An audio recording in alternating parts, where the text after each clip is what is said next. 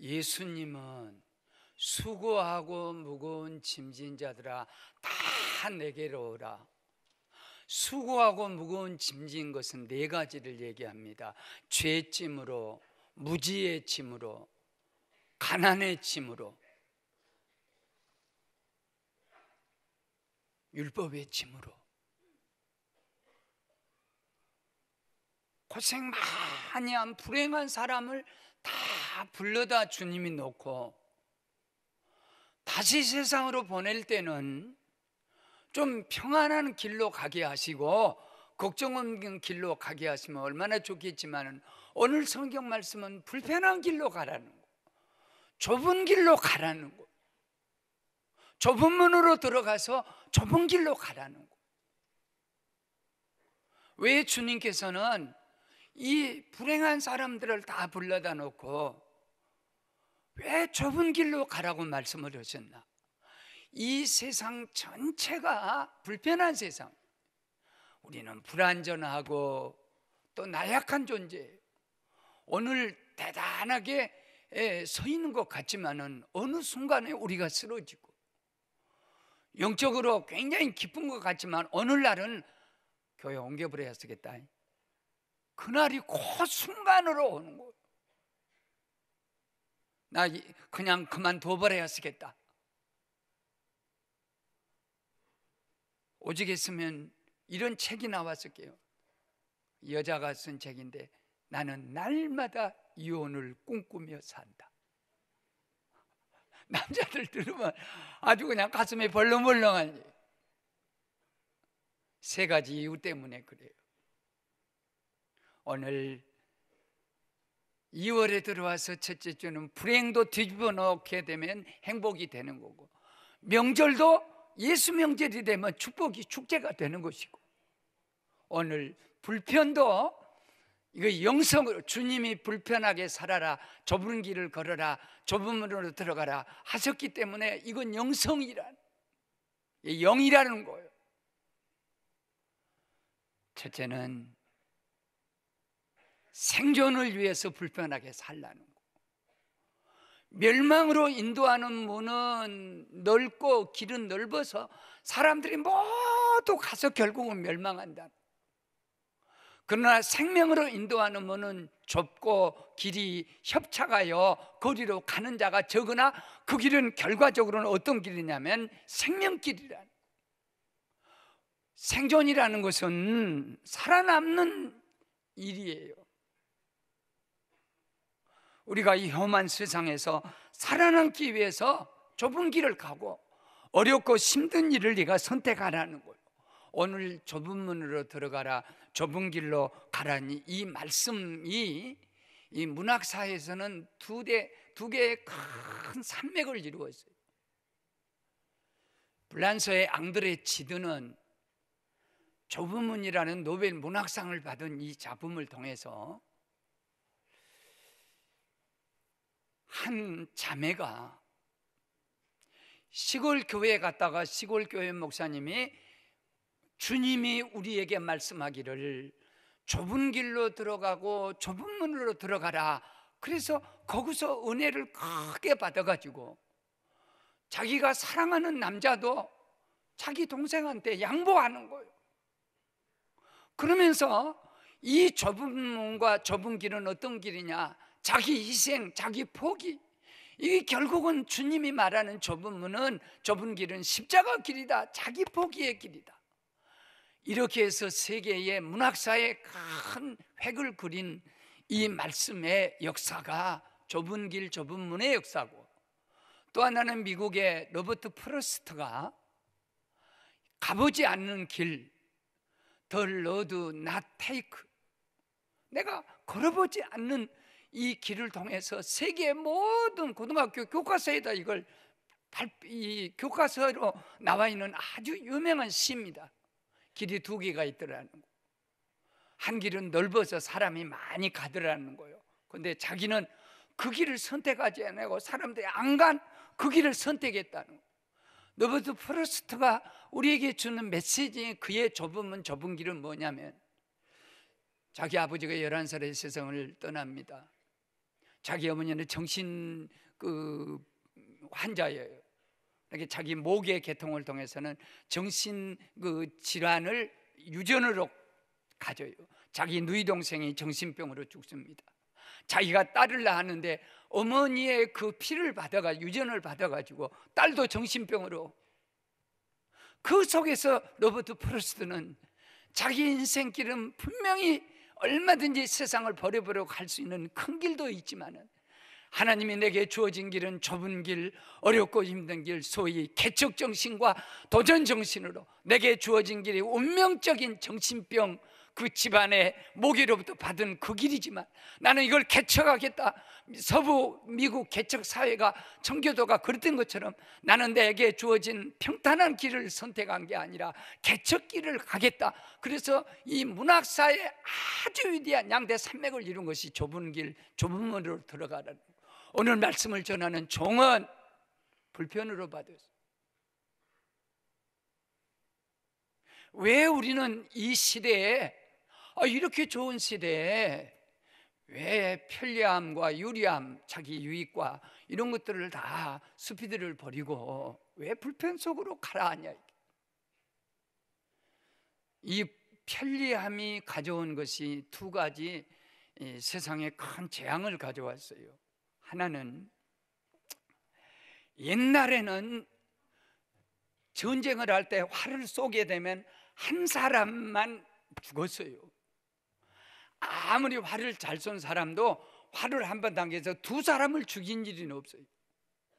그런데 지금은 해가 한 번 딱 버튼을 누르면 순간에 30만, 50만, 100만, 심지어는 1000만까지라도 일시에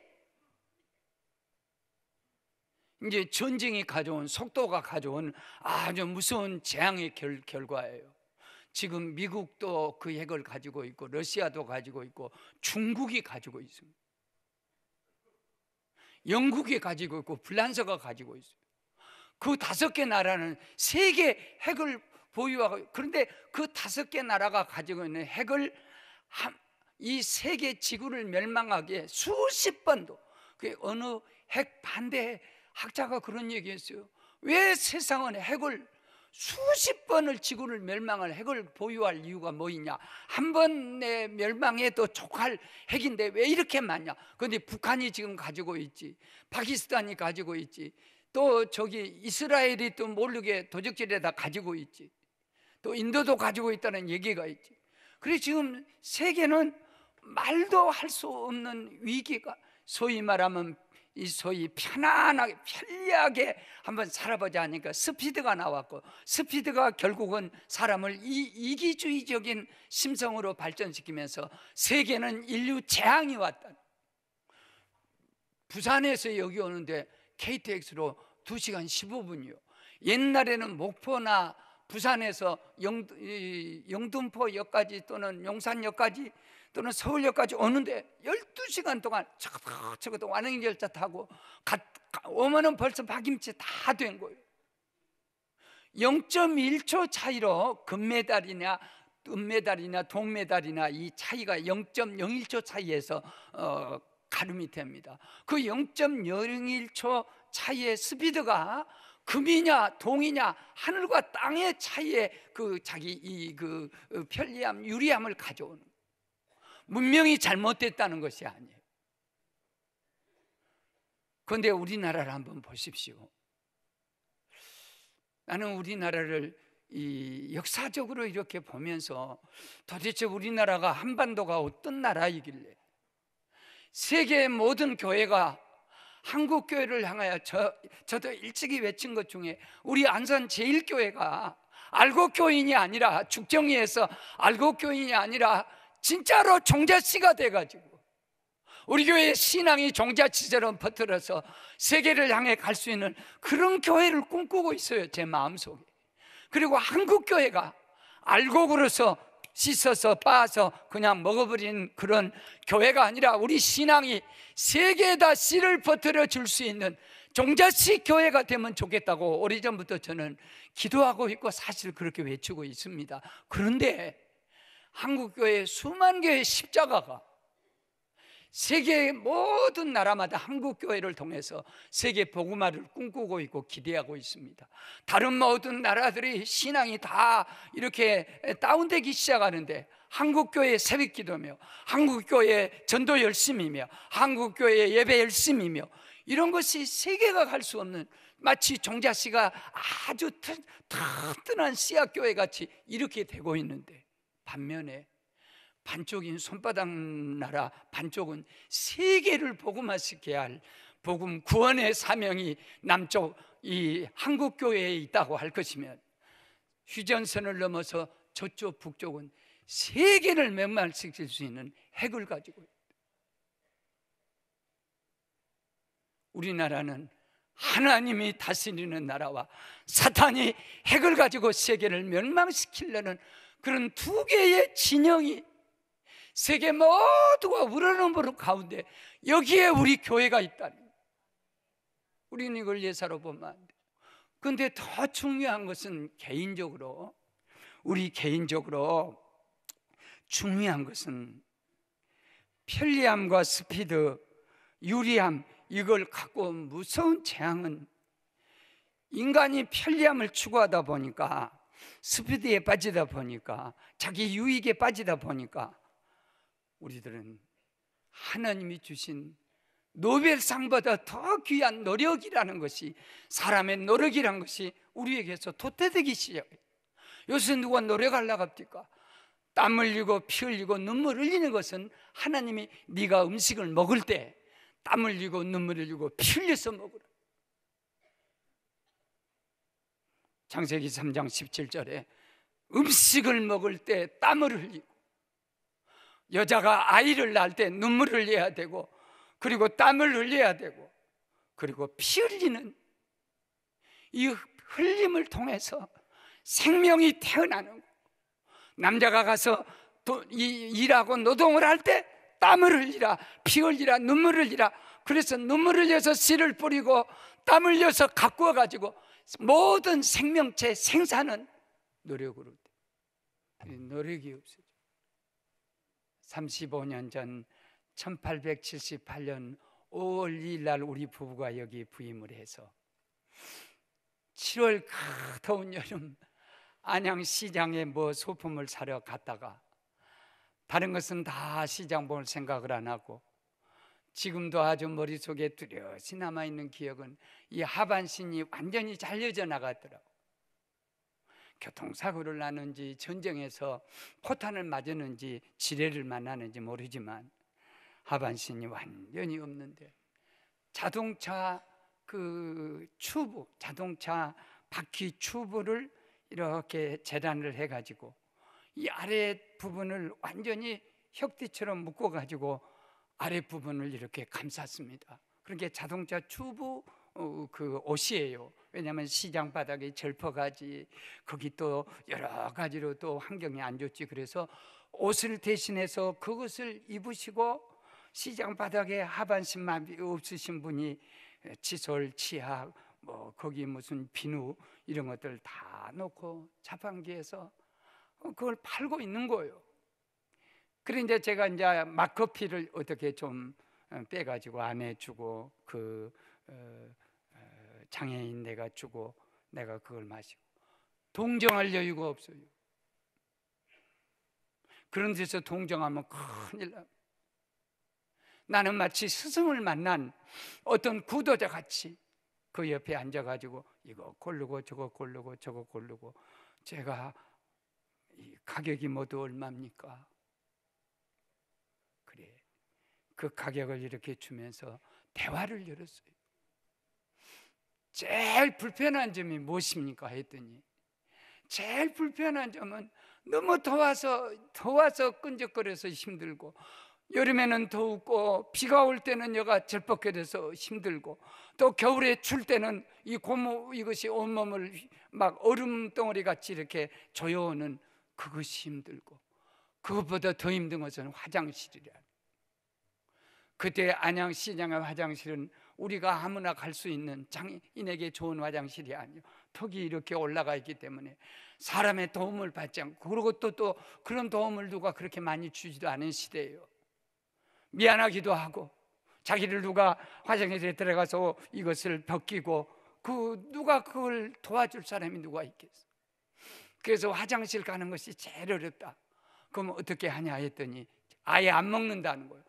여기 와서 장사하는 날은 물도 안 먹고 밥도 안 먹고, 배가 고파도 내가 어느 목표량을 팔아야 내가 생계를 유지하기 때문에 그걸 하기 위해서 그런다면서 그의 삶이 나에게 주는 놀라운 영향력이, 그때 나는 새내기 아무것도 모르고 부족하고 나 약한 줄만 알고 나 같은 것이 어떻게 주의를 할 수 있을까 하는 그런 연약한 것밖에 없는 내가 그 사람을 만났을 때 하나님이 내게 이런 사람을 만나게 해주셨구나. 우리가 이 세상을 살아가면서요, 훌륭하고 성공하고 입지적인 인물을 살았던 자수성가, 축복받은 사람, 그런 사람을 통해서도 우리는 영향력을 많이 받습니다. 좋은 영향력을 받습니다. 저 사람같이 나도 돼야지, 나도 저렇게 돼야 쓰겠다, 이 영향을 받습니다. 그러나 우리에게 영향을 주는 것은 꼭 성공한 사람, 잘된 사람만 아니에요. 나보다 더 못한 처지에서, 나보다 더 어려운 환경 처지에서, 그 속에서 그 불편과 어려움을 행복의 조건으로 삼고 감사히 살아간 사람을 볼 때 나도 모르는 순간에 내 일생 동안 돈으로 살 수 없는 엄청난 영향을 받게 된 줄로 믿습니다. 행복은 창조예요. 행복은 누가 주는 거 아니에요. 불편한 것 가지고도 얼마나 창조적으로 살 수 있어요. 나는 항상 나를 비울 수 있는 것은, 그래서 내가 불편한 곳에 가서 이렇게 걸어다니고, 그리고 불편한 음식을 이렇게 먹고 불편 속에 살아가면서 나는 하나님께서 내가 살아갈 수 있는 길, 얼마나 행복한 길이냐. 옛날 같으면 모든 것이 내 마음대로 다 되고 모든 것 다 되는 그런 시절을 불편한 환경 속에서 이렇게 들여다보면서, 하나님, 내게 얼마나 많은 은혜를 주님이 주셨네. 나는 그런 것들을 당연히 생각하고 살았던 나를 깨우쳐 주려고. 세 번째, 이것은 경건입니다. 경건을 위해서, 경건한 삶을 위해서 네가 정말 불편하게 살아야 한다. 주님이 우리에게 불편으로 살아갈 세 번째 이유를 우리의 영성과 우리 영혼과 우리 경건에 대해서 말씀을 주신 것입니다. 우리는 결코 편안해지고 앉아서 뚜뚜뚜뚜 하면서 그렇게 편안해지고, 그리고 아주 자기 이기적인 그런 것들을 위해서, 게으름을 조장하기 위해서 절대 우리를 부르신 것이 아닙니다. 편해지는 것이 부르신 것이 아니라 오히려 고난으로 우리를 불렀습니다. 수고하고 무거운 짐진 자 다 내게로 오라. 그 다음에 우리를 다시 보내십니다. 너는 나를 따라오너라. 자기를 부인해라. 자기 십자가를 져라. 그리고 나를 쫓아오니라. 하늘나라 들어가려면 많은 핍박을 받아야 된다. 미켈란젤로와 그 바이돌의 대화라는 아름다운 얘기가 있어요.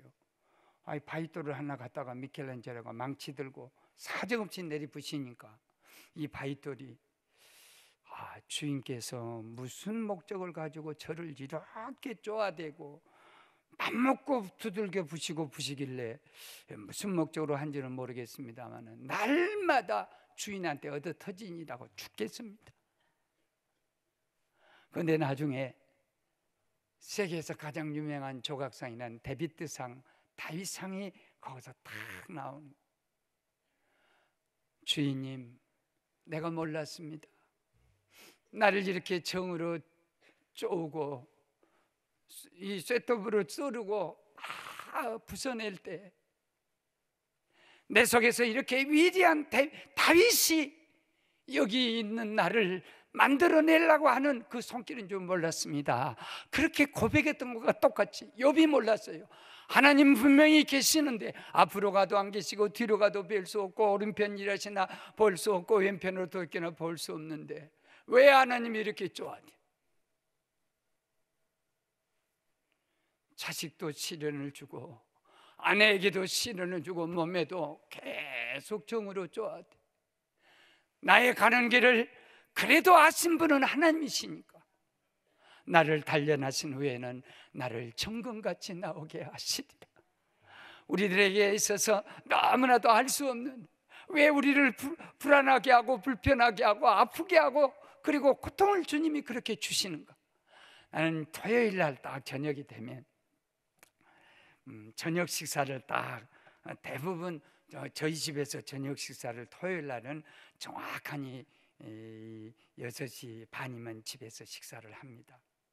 특별한 일 없이는 밖에 나가질 않아요. 또 예배 준비도 있고 그래서. 그런데 그 식사 준비하기 바로 전에 구경 방송을 딱 들으면 그 프로그램이 생존이라는 주제 같아요. 어떤 그 외국에서 찍은 그런 필름인데 주인공이 무인도에다 갖다 비행기로 던져버려요. 그러면 그 사람이 아무것도 없는 무인도에서 생존하기 위해서 와다 썸찍해요. 구더기를 파갖고 배가 고프니까 그걸 어그저께는 보니까 하다 배가 고프니까 살라고 지렁이를 보더니 마치 무슨 소고기 본 것 같이 아니지 그건 내가 그래서 지렁이를 이렇게 잡더니 왔다 이것이 단백질이 많다면서 하면서 내장을 이렇게 훑더니 이걸 씹어 먹어 삼켜 먹어 하더니 이라고 어그더러 씹는데 내가 밥맛이 떨어지는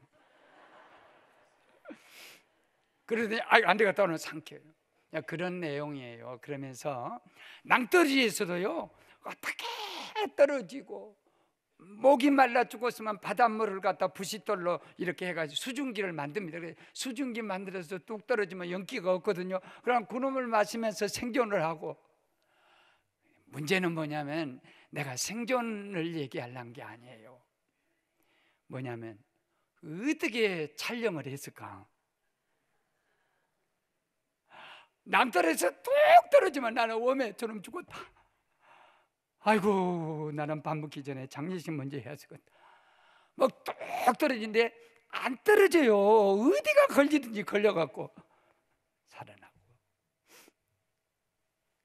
촬영하는 감독과 거기 제작팀이 다 안 보여서 그렇지 다 뒤에 따라가. 그러니까 그 주인공은 절대 안 죽어. 지렁이를 먹는 것 같지만 모르고서 지렁이를 먹는지 사탕 과자를 땅에다 묻어놓고 먹는지 어찌됐든 촬영인 팀이 있어요. 고은아, 네 인생이 곤두박질 치고 무인도같이 어려운 곳에 있냐? 너는 살아라. 너는 살아라. 내가 뒤에서 촬영팀도 있는데 내가 촬영팀만 못하겠냐? 그 사람은 안개같이 뭐라고 하냐면 내가 이렇게 다 보니까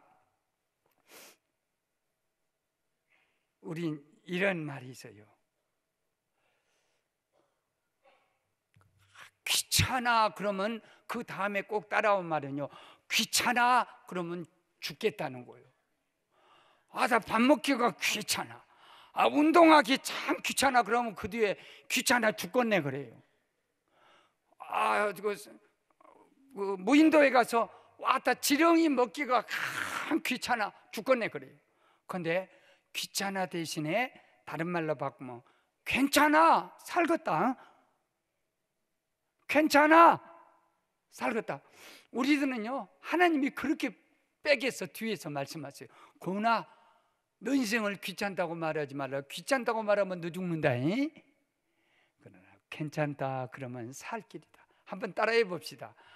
귀찮아 죽겠네. 괜찮아 살겠다. 두 번째 쪽 앞에 쪽은 말도 내지 마세요. 따라도 하지 마세요. 귀찮아 죽겠어. 따라하지 마세요. 그렇습니다. 오늘 메시지 결론은 그거예요. 깨어있으라는 거예요. 깨어있으라 말이에요. 좁은 길로 걸어가라. 그 길은 사람이 안 찾아도 생명길이다. 우리가 깨어있지 않으면요, 나도 모르는 순간에 게으름에 빠지게 되고, 땀 안 흘리고 피 안 흘리고 눈물 안 흘리면 그때부터 우리도 멸망이 오는 거예요. 재앙이 오는 거예요. 말씀을 마칠게요. 옛날에 35년 전에 제가 고잔이라는 동네에 제가 왔어요. 우리 교회가 거기 왔어요. 있었어요. 온 게 아니라.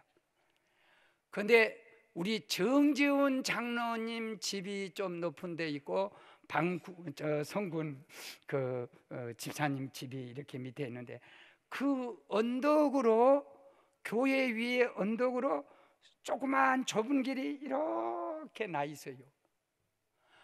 황토길이기 때문에 높은, 그런 게 우리 집들보다 더 높은 곳에 이렇게 길이, 새 길이 있어요. 좁은 길이 있어요. 내가 걱정이 돼가지고, 장로님 여기서 오래 살았지? 그래서 장로님 오래 살았죠. 여기 눈 오는 날 엄청 많이 미끄러지고, 거기서 미끄러지면 한 4m 정도 되니까 다리가 부러지든지 어디가 뭐 사고가 나는 그 길이에요. 그리고 미끄럽고 얼음 얼면 또 비와도 미끄럽고. 그래서 장로님 여기 집사님, 그때 집사님인데, 집사님 여기 사고 엄청 많이 나겠네, 참 조심해야겠다 했더니 집사님이 지금까지 자기 이사 와서 사고 난 적 한 번도 못 봤대. 아니 이렇게 좁은 길이고 높은 언덕인데, 술 취한, 그때 그 동네는 술 취한 사람이 굉장히 많았습니다. 보통 걸으면 이렇게. 근데 어쩌냐면 술 취한 사람도요, 거기만 왔다 그러면 여기는 안 돼, 깨있죠, 안 돼, 안 미끄러졌다는 거. 다 술 취한 놈도 깨어있다. 술 취한 사람도 좁은 길에서 깨어있으라고. 좁은 길이, 우리가 이 시대에 반짝 깨어있지 않으면 북한은 버튼 하나 가지고 세계를 위협해요. 우리가 깨어서, 한국교회가 깨어서, 우리 교회가 깨어서 그 알곡이 되어서 세계를 건지고 북한을 건질 수 있는 사명을 감당하는 교회가 되기를 축원합니다. 우리가 스스로 십자가를 지고 어렵고 힘들어도 좁은 길을 걸어가고 불편한 길을 축복의 광경으로 바꿀 수 있는 능력이 저와 여러분의 있기를 주님 이름으로 축원합니다.